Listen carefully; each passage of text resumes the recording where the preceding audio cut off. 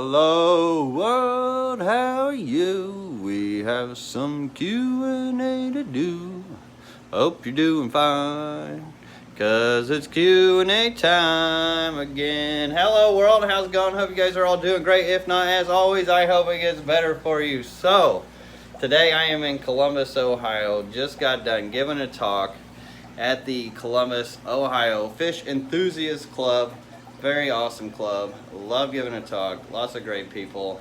And yeah, a lot of you guys know as well, I was not feeling better or feeling that great earlier this week. And still kind of recovering off that. But for the most part, I am up and around. I am out and about. And right now, I am hanging out at Stephen Conroe's, aka SC Aquatics. He had me over. He decided to share his fish room with us tonight. So thank you so much, Stephen. I appreciate your hospitality. But hello everybody in the chat. So awesome seeing you all in here. Hopefully we got some good service. Let me know how that is. I didn't hit up his Wi-Fi. But yeah, so some of you guys may have seen on my community tab 105.5 temperature on Tuesday. That was absolutely insanity. And that's from when I got back from St. Croix on the island. But I took a lot of vitamins, drank a lot of water, took some Mucinex, ate an apple like every single day, and some soup. And that pretty much kicked it. And I am up and around now. And let's see, tomorrow we're going to go to the Killifish Carnival, just because I know there's a lot of killifish out there and a lot of people who are wanting killifish. This is like one of the best places to grab them. Many of you guys can't do that, so I do want to go grab a bunch of killifish for you guys, because I believe that's the fish that needs spread out in this hobby right now more than any other fish. So that's the plan for this weekend, and hopefully I don't push myself too hard and I can get this done. But hello everybody in the chat. On the bus, I can't hear anything. Yeah, well, I hope you have a good bus trip. And yes, welcome to another Friday Night Live Q&A. So if you got questions about keeping fish, shrimp, plants, anything with freshwater aquariums, that's what we're here for. This is why I come on to Friday Night Live Q&As, is to help you guys out with those questions and give you guys a venue to ask questions in. Because you know, even when we write comments and stuff, they're not always responded to right away, and who knows, people have fish emergencies all the time. Lucas, can we see what Steven feeds his fish? I don't know, Steven. Can you see what? Oh, look at that. That's a good food. Yeah, it is pretty good. That's a good food. I like that. I am a bit tired. I won't lie from just this. Let's see. I did manage to work all day. That was my first day out of bed yesterday. And today on the road, it's just, the road will always do that to you.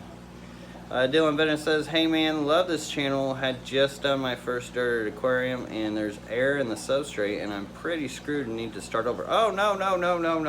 Don't worry about that. Air gets stuck in the substrate. It's all part of stratifying. Do not worry about that. Do not think you have to restart. Like, all my tanks have air in the substrate. You got a lot of organisms down in there that are actually going to benefit from that air down in the substrate. Even whenever you put plants in there, they even pull oxygen out of the substrate and leave oxygen within the substrate.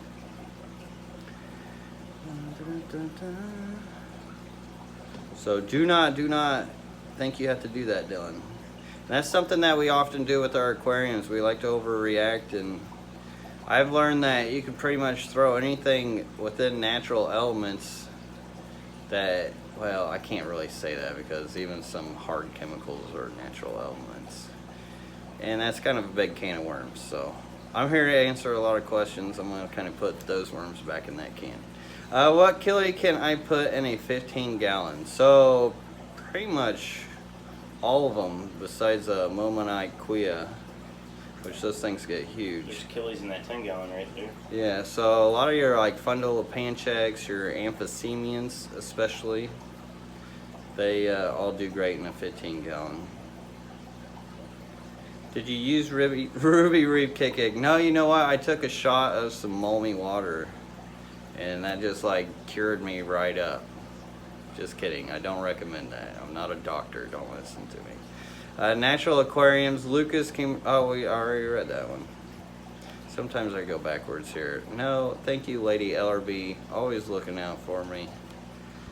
Get you guys in live chat. I was in top chat. You think I'd learn that one day? Tisley Tank says, get the party started. Cichlus 23. Is there a good looking killie that lives more than 10 to 14 months? Blue Glarus do. A lot of the amphicemians do. Once again, the fundulopanchags, the Normanized, the lamp eyes, those do. A lot of them actually do. Have I ever bred paradise fish? I have not, but I believe that's a labyrinth fish, kind of like the bettas. I believe they like to do the whole bubble nest thing. Any unknown BBA tips for removal besides hydrogen peroxide? Not really. I mean, some people use the carbon Excel as well, the liquid Excel stuff, but that stuff's nasty. You got all kinds of other nasty stuff in that carbon Excel, opposed to hydrogen peroxide, which has some agents for like the medical kind, but for the most part it's still just hydrogen and oxygen. Besides that, there's not anything that I know of. Now, Scud Gammarus, they will eat some BBA, which is kind of like a shrimp, a little isopod for water. 2 cases of coronavirus in the U.S. Origin unknown. That's probably what I got. I got moss coronas, mine. Easy Carbon is an algicide. Yep. Oh, let's see. I have a question. Does Dragonstone contain calcium? I believe it does. I think a lot of people have talked about that, where it does have some buffering capacity. Joseph M. Does my water need to be soft water for discus? No, not entirely. I keep mine in hard water. Most discus these days, if they are farm bred and raised, tend to be raised in harder water. Now, if you're keeping a wild discus, you might want to start them off in softer water and then graduate them to a harder water, just because when they come from softer water, they're not used to the bacterias and the funguses that can come from the hard water, because in acidic water those bacterias and funguses just can't live, but in harder water they do. So you got to give their immunity kind of time to build up to that. Same thing with like cardinal tetras and stuff from the wild. Same issue why people have troubles with those. Same with autosynclus. Dead Dumb says, is it necessary to use RO water for shrimp tanks, or can I use tap water as long as parameters are all good? Also, do I have to check TDS? So TDS is going to tell you where you're at, because even tap water could be either soft or hard depending on where you are. So it is always good to check your TDS. And anything over 200, you're going to be towards the harder side. Anything under 200, you're going to be towards the lower side, the softer side. And that's for caridinias. Anything over 200, you're going to want neocaridinias. So it depends on the type of shrimp you're keeping as well. Neocaridinia, they like the hard water. Caridinias, they like the soft water. So it all depends on that. And if you check the TDS, maybe you can cut it with the RO and the tap and get what you're looking for without even having to use remineralizers. But I want to use just straight RO for them. And definitely you'll have to remineralize them. So TDS pins, they're important to have. Epic Gaming says, why do I have better breeding results with Sierra food versus Omega dealing with peacocks? Proteins maybe? I don't know. Could be something within the food. Sometimes even shrimp food I notice differences with what they feed. So I guess They're happier with the Sarah food. That it is more organic probably than the Omegas. I don't have a lot of experience with the Omegas, but from what I have read in the packaging and everything.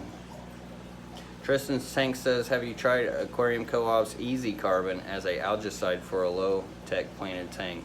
So it's a lot kind of like the Carbon Excel. I haven't personally tried it, but you can use it as an algicide, like Excel Carbon. William Booth says, what's something good to feed pea puffers? Seem to only eat snails, frozen bloodworms, don't seem to draw any attention, don't know if the worms are too big. So yeah, there's not a whole lot of dry food. The pea puffers are super picky.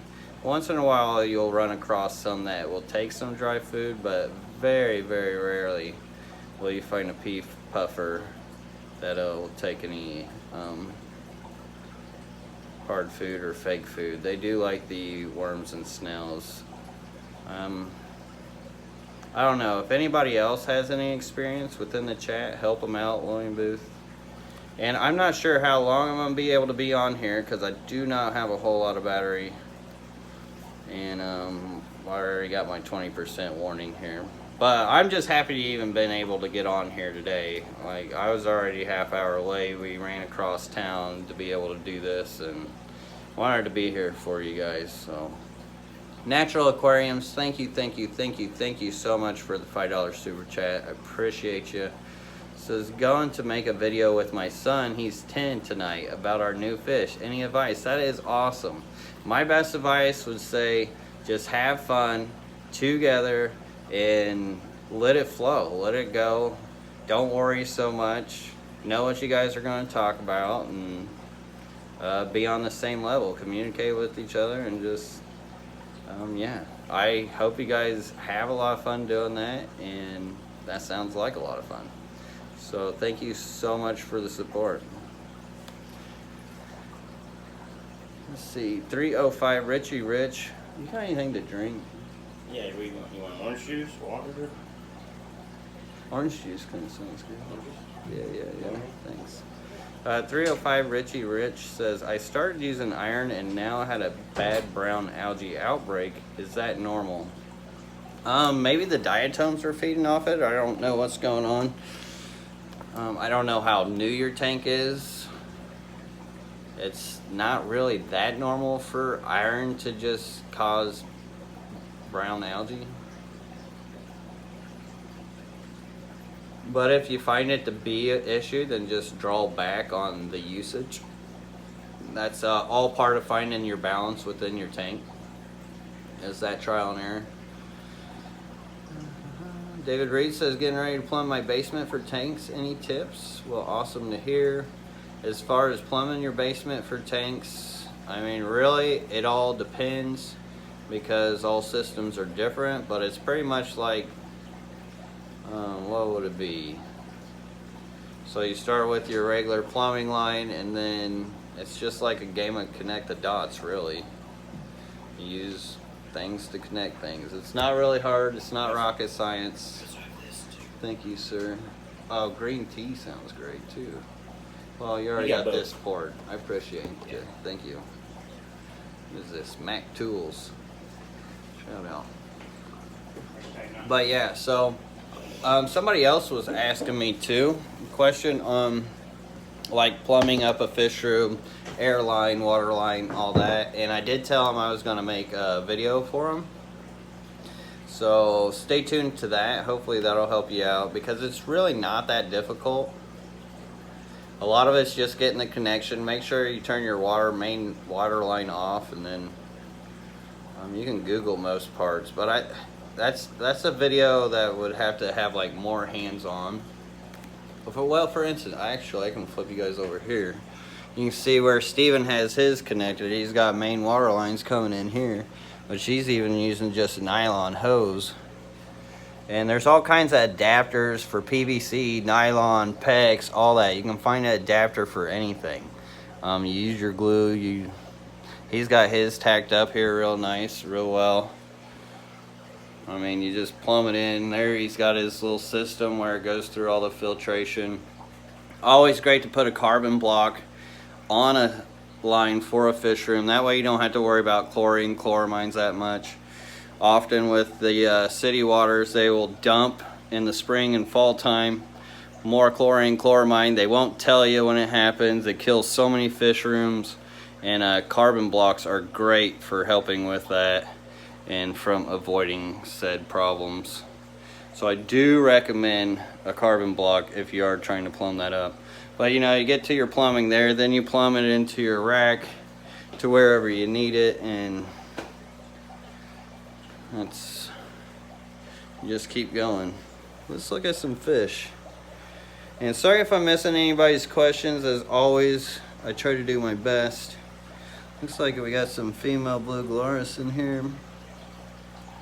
Thoughts on crystal warts, Ricciaflutions, or however that's spelled? I like the stuff. It's a great top cover.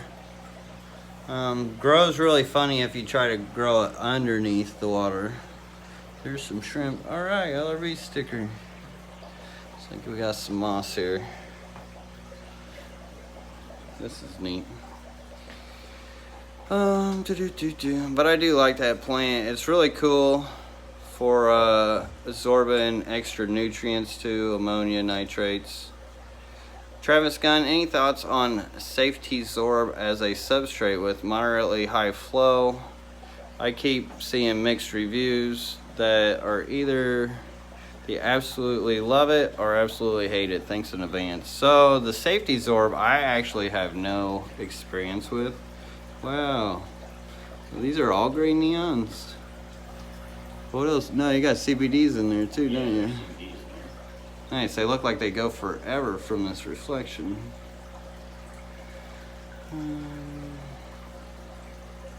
But yeah, I've never actually used that Safety Zorb stuff. So I couldn't really tell you. Let's see, with your experience, would you say T5 lighting is the way to go versus LED? So you will get some amazing growth out of T5, but if you have a lot of tanks, then the wattage could be a little much for T5s. So for me, it's more practical for LED, but if it was just for growth and only had a couple of tanks, I would definitely go with either the T5s, or even better, my favorite would be the compact fluorescent lighting. Because the radiation that comes from the compact fluorescent lighting is actually really beneficial to the plants. But if you have a bunch of tanks with CFLs, you're going to get a concentrated amount of radiation, which is probably not good for you, but a little bit of radiation isn't bad. So it all kind of depends on what you're going for. Steven, you're overfeeding, bro. I haven't done my water changes. Oh. Alright. Keep the light on. Yeah, kick some light on. That would be so much easier. Look at these danios. These guys are healthy. Miller Aquatics says, Lucas, I ordered lenses due to come tomorrow, so hoping they will work, and plan to do an update video on the fire and ice guppies of yours. Oh, awesome. Absolutely love the fire and ice guppies. I have got to get some to drink. All this talking, I have literally just got done giving an hour or so talk and talking to a bunch of people, so I'm gonna be lucky to have a voice tomorrow, especially after not using it for a while. It's quite the setup though. Don't this look like a mad scientist's laboratory? And you got, and if you guys haven't met Steven, this is Steven, this is his house. He's very gracious of him to let us in here. Up SC Aquatics, and he's actually got all these set up to do automatic water changes too, don't you? Yeah. Have it on like... Most of them are like flip one valve and then it water changes out. Like the second rack, all those tanks, it's just one valve and it does everything. That's pretty nice. Lucas, have you ever been tempted or thought about keeping a Fahaka or Mabu puffer? Now, they are cool. Honestly, I haven't been that tempted just because... Are those regular glow lights? They are. But it's almost like the, no? Sorry, I get distracted by fish real easy. But you gotta have a lot of space for them. And to do it properly, I don't know. I get into the nano fish because you can keep so many of them together. That looks like the glow light tetra, but not quite. Because there are some of these glow light tetras that they look similar, but in actuality they are different species. But it's hard to tell whenever you get from orders and stuff, you know. How effective are assassin snails? Will they noticeably reduce pest snails? Yes, they can noticeably reduce pest snails for sure. People have been using them for a long time. You can tell some of these fish are just waking up. They're like, hey, this is not my time of the hour. You got a lot of plants going on in here too. I like this. What's this? Like a little tub grow out? I like this. It's a plywood box and I put a pond liner in it. Nice, so, easy peasy, huh? I wanted surface area. So low water level for the plants, because they're all from farms. They're all grown above water, so I want to convert everything over before I sell it. Nice. So having the surface area is the quickest way to do it. And this is cheap. This is like less than $1 a gallon to build this. And you don't keep any fish or anything here with There's shrimp in here. There's shrimp to help. This would be good to have like the monos in. Yeah. That way they clean all this stuff up for you. This rack's coming down. There's a monos in this tank, so they're gonna go into it. Okay. No light here. Or... Oh no, there's light. Get turned on. It's nice flow though. Everything turned off.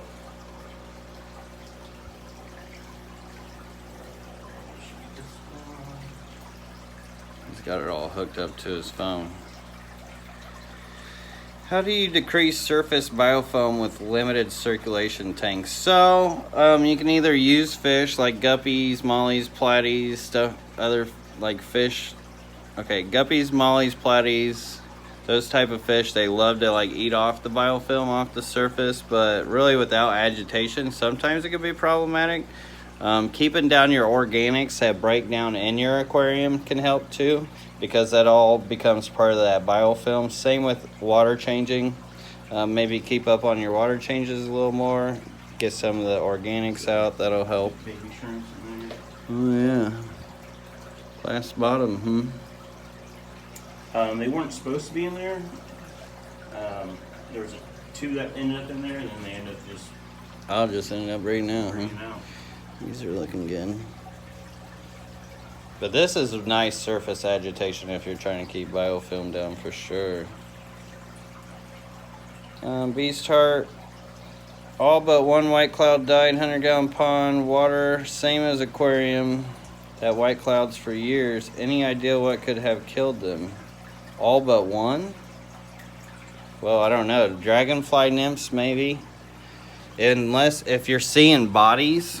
Wow, you got snails glorious in here. It's a good breeding tank for them. I would say. But I would say, yeah, if you were finding bodies, then maybe some kind of disease got in there. But if you're not finding bodies, maybe a dragonfly nymph just snacking. Because that'll happen. Those dragonfly nymphs, they can be pretty nasty. And maybe it was most of their time if they weren't breeding out too, because they do only live so long. Simply better. LRB, the Ultimate Sufferer MTS.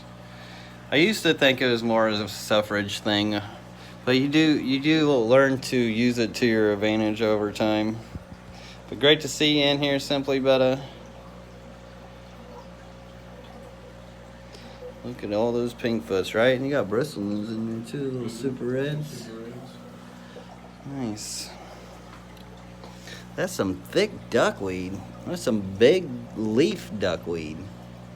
It's the nitrate. Power duckweed. Pull everything out of the water column. They're liking that nitrate. What's down here? Red shrimp. Red shrimp? They're just kind of starting off. There's not a ton of them. The green water tank to your right's got blue dreams in it. Oh, which and one? They're doing. Oh, they're this doing one? great in that green water. Oh yeah, you got a lily going big too.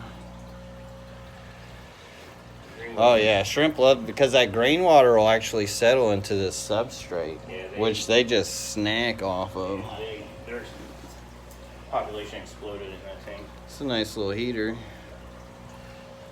That's the one I run to like kind of dry out the moisture out of the air. What? It just seems to help burn it off. The oil filter one is more efficient. Yeah. But the humidity goes up. Yeah. Yeah, that one does kind of. I can feel the dry air coming out. I never really thought about that. It's like OFR. That's what they use. That big. Yeah, they use that huge one and and it works really well because they don't hardly use any dehumidifiers. It's like what in the I world? don't think they have any in their fish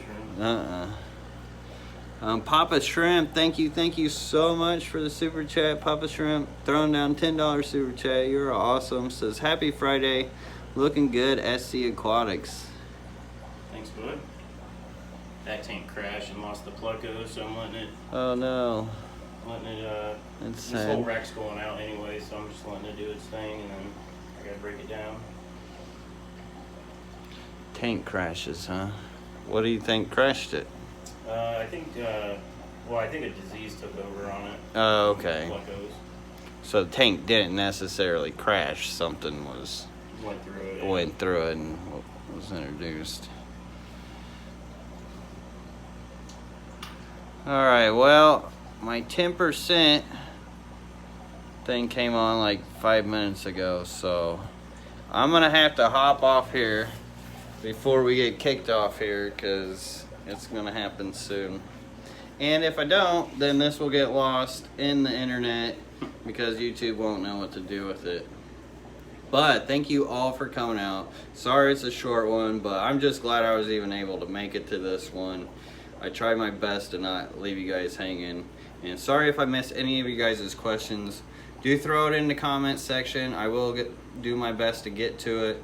Even sometimes if it takes me a day or two, I will get to it. I always go down to the list and try my best to hit all the comments. So thank you all for hanging out. Thank you guys who supported me and helping me out. And hopefully I get to feeling more towards 100% here by next week because I'm going to be in North Carolina next week. And that should be really interesting. And yeah, I still got a lot to do in between the time there because we're going to be at the Kili Carnival this weekend, which means I'm going to get a ton of killifish for you guys, which means I got to set up a whole new system to even water change all that. So yeah, staying busy here. So everybody, thank you so much for hanging out. Till next time, have a great weekend. Peace. See you guys. Yeah.